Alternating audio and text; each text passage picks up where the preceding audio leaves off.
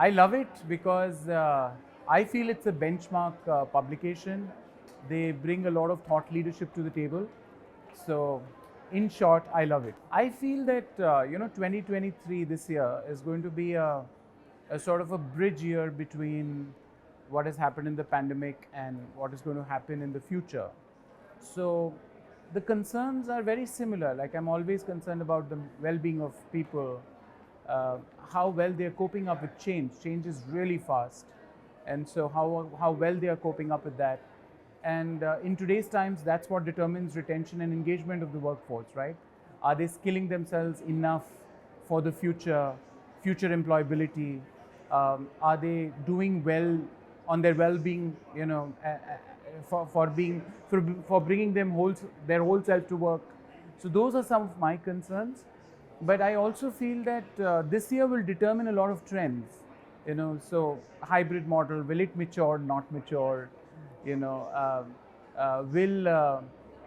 What is going to be the pace of change in the global socio-economic environment we are seeing? So there are a lot of those things going on in my mind as well. This is a very good setup for a lot of good conversation to happen and a lot of ideas to get generated. As I said, in my mind, 2023 is a bridge year, right? Between, we've just not, like I would say, okay, come out of the pandemic.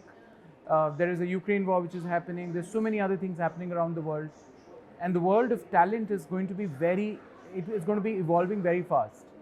And I think these forums help you to brainstorm. How are you going to cope up with it? What could be your proactive strategies, right?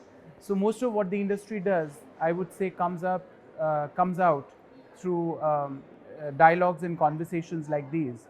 So I feel that I'm blessed to be part of it. So a great event. The HR trends, as I said, the hybrid model, whether it's going to mature, not mature. I see employee well-being at the fore, right? I see a lot of humanizing the tech experiences that we are building, right?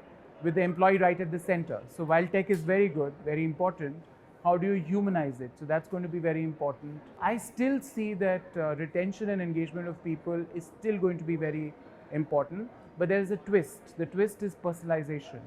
Are you able to cater to an employee in their own personalized way is what would be the differentiator for on people strategy.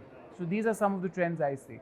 Oh, we have a lot going on at GlobalLogic, and the latest one that we have tested out is using Metaverse for our onboarding process.